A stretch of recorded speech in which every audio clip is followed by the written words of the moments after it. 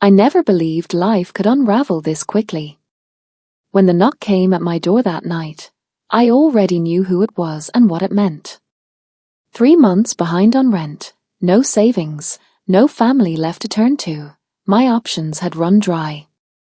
I opened the door slowly, my robe slipping slightly at my shoulder.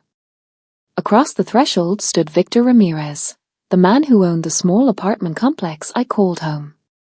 He was in his late 40s, broad-shouldered, his expression unreadable as his dark eyes scanned the room behind me. "Amara," he said, voice even.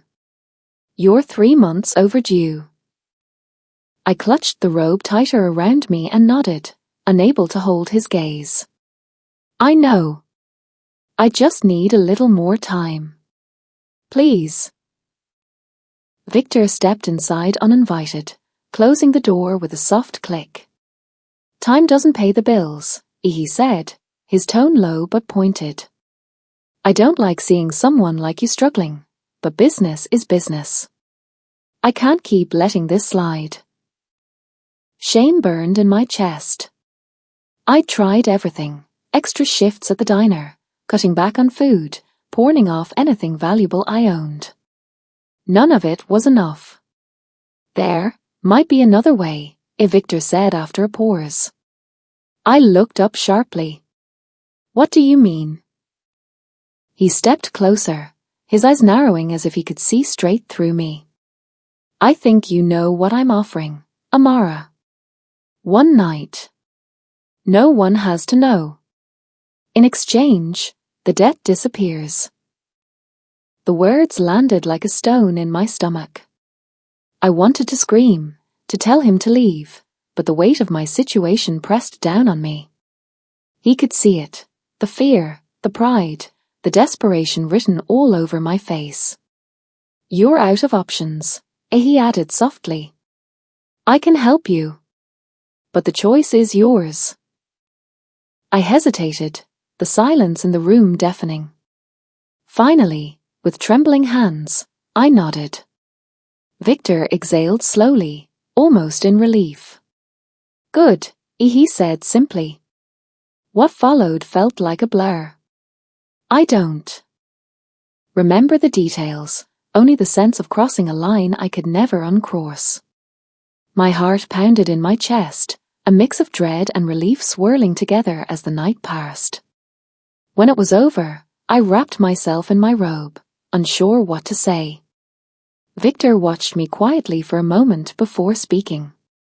"Didn't think you'd go through with it," he said with a small, crooked smile.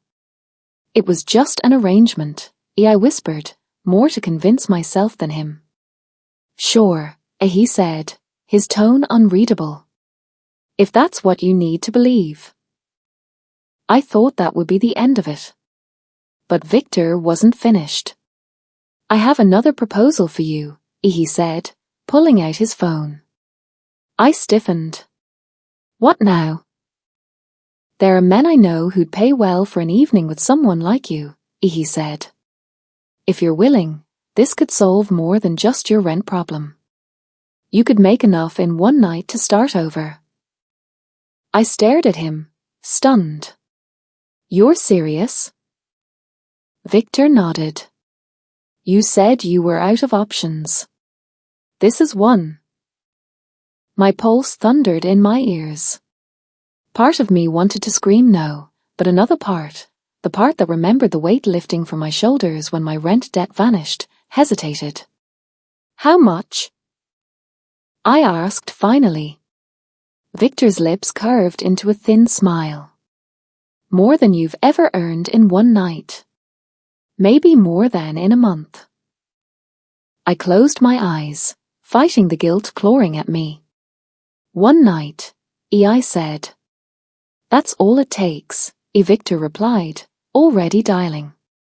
The next evening, I stood in front of the mirror, barely recognizing the woman staring back.